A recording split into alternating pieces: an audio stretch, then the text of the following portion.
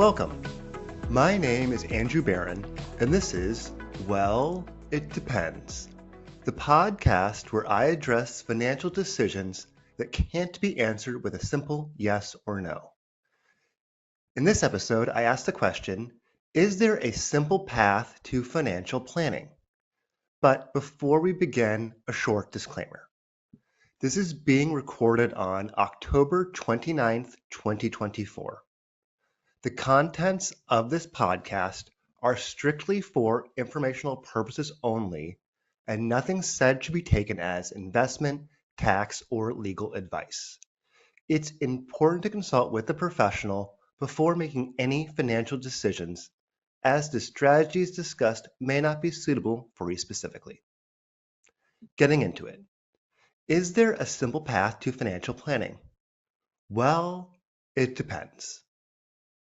You'd think there would be a basic map for financial planning, one that's straightforward with clear steps to follow. But as longtime listeners know, it depends. Why would that be?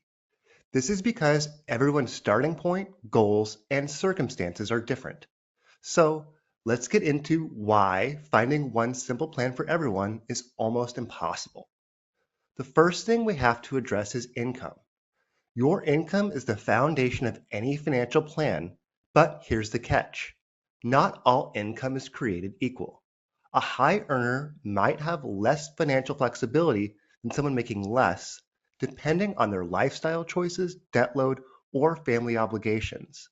For some, a bigger paycheck can make it easier to save and invest, but for others, it can be an excuse to splurge. It's not just about what you make, it's about how you manage it. And then there are competing desires. Let's say you're trying to save for retirement, but you want to take a big vacation. How do you balance these? It's tricky because financial planning isn't just about spreadsheets and returns. It's also about feeling fulfilled today while still preparing for tomorrow.